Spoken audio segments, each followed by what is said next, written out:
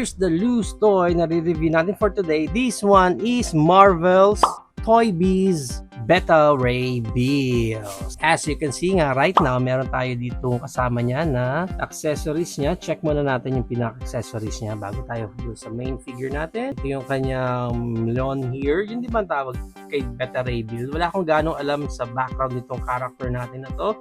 Alam ko lang is mukha siyang kabayo.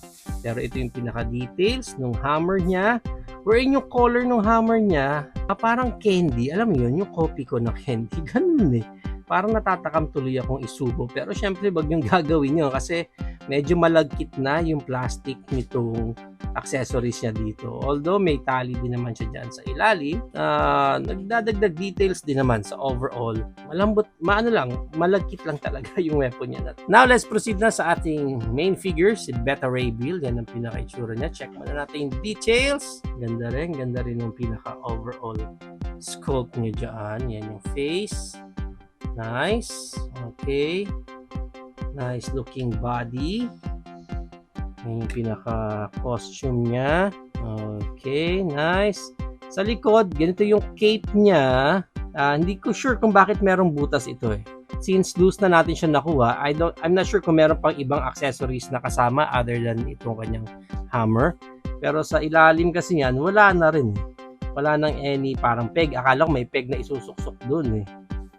But again, I'm not sure kung meron pang ibang accessories to. That's why may butas yung pinaka-cape niya dyan. Kung meron kayo nitong Toy Biz na Beta Ray Bill, comment down kung may ibang accessories itong kasama. Pero yan pa yung iba niyang details sa ilalim. Pero makikita mo lang talaga na naglagkit na itong ating figure na to. Wherein very common din daw yan sa mga Toy Biz na figure. Yan. Okay, so para sa articulation ni Beta Ray Bill, yung head niya, naro-rotate naman yan, 360. May look up siya na ganyan. Okay din yung look up niya. Ayos. And yung kanyang look down. Maganda rin naman yung look down niya. Yung mouth niya, now open niya, which is good. Ganda. Parang siyang Spinosaurus. Ganda nung loob din ng mouth niya dyan. Okay, and then yung kanyang Creed moment, para sa kanyang arms wide open, meron naman siyang ganyan. Mag-rotate yan, 360. Sa kanyang bicep, meron din siya, naro-rotate. And then, yung kanyang elbow bent is, yan, single articulation lang dyan sa pinaka-elbow niya. And then, yung hands niya, naro-rotate yan. May down na ganyan and may up na ganyan, yung pinaka-hands niya. And then, sa mga fingers niya, yung tatlong finger niya dito ang may articulation. Yung pinaka-thumb niya, wala nang articulation doon. Next na articulation is dito na sa kanyang abs. Wherein, pwedeng mabent na ganyan. Isa lang, yun lang. So, parang ratcheted siya, pero isa lang naman yung ano niya. Difference nung pinaka-articulation niya dyan. Next is yung kanyang lower waist, naro-rotate yan, 360. And para sa kanyang Van Damme split, check natin, meron naman siyang Van Damme split, which is good. And then yung kanyang high kick, ratcheted din ha, yung leg part niya, yan. And then yung back kick, wala gaano kasi nakaharang na ulit itong butt flap niya dyan. Pero at least, ratcheted yan yung sa may legs niya. And then sa kanyang thigh part, naro-rotate din yan, ganyan.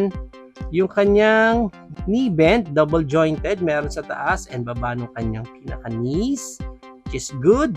And then yung kanyang paa, may up na ganyan, and may down din na ganyan. And then wala nang any, and then may swivel din yung pinaka-paa niya dyan. And yung pinaka-toes niya, meron din naman. May articulation din naman dyan, kahit pa paano. Although itong weapon niya, dito mo lang pwedeng mailagay yan kasi nandito lang yung naka-close fist niya eh. Kaya dito sa kabila, di mo siya pwedeng ipahawak dyan. Not unless siguro try natin pag naka-close yung pinaka-finger. Dito pala, sa kamay niya, magkaiba. Itong isa na-articulate, ito palang isa hindi palang ito na-articulate. Up and down lang yung pinaka-buong kamay. Pero yung mga fingers niya, wala na articulation. Dito lang dito sa kabila. Try natin kung ito yung parang hindi kaya. Hindi kaya kasi walang nakakapitan eh, yung pinaka-ano niya. Siguro kung, yan, sabit mo na lang yung pinaka-tali ng hammer niya doon. Ganda lang din dito kay Beta Ray Bill kasi yung cape niya, plastic, hindi siya cloth. So, kung itatayo mo siya, medyo mahirap siyang i-balance sa paalang niya. Pero dahil sa cape niya, dahil sinasalo siya nung kanyang pinaka-cape. So, kung patatayuin mo siya gamit yung cape niya, ayan no, mas madali kasi nasasalo siya nung cape niya mismo. And para sa height ng Beta Ray Bill natin, ang height niya is around mga nasa 7 inches ang taas niya. Hanggang top lang ng ulo niya, hindi na sinama yung wings niya sa tenga. Ang maganda niyan, i-compare pa natin siya sa iba pa nating figure tulad ng ating Marvel Legends, Thor, Viking, He-Man, MCF, Doomsday, knockoff version Marvel Legends, Hulk, and ang ating 3.75 Hammond Collection Dr. Ellie Sattler. So yan ang ating high comparison. If you're planning to avail a loose Toy Biz Beta Ray Bill, ang price range niya is around 650 pesos up to 950 pesos siya. Depende na lang again kung kaninong seller kayo makakuha. Malay nyo makakuha kayo ng mas mababa or less than 500 para sa Beta Ray Bill na ito. There you have it now guys. So na ang ating Marvel Toy Biz Beta Ray Bill. What do you think of this Beta Ray Bill? Is it a go for you or no for you? Whatever thoughts, please comment it down below.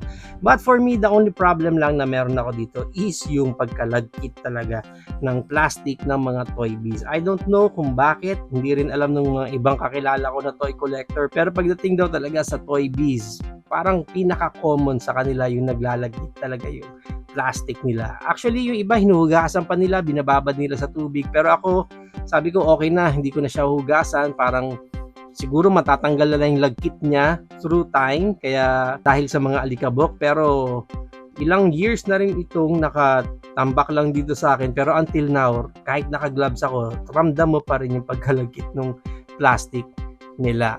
Overall, for me, ang ganda rin naman ng details dito ng Beta Ray Bill natin. Napakaangas na kahit na Toy Biz version lang siya. Super satisfied ako sa purchase ko ng Beta Ray Bill na ito.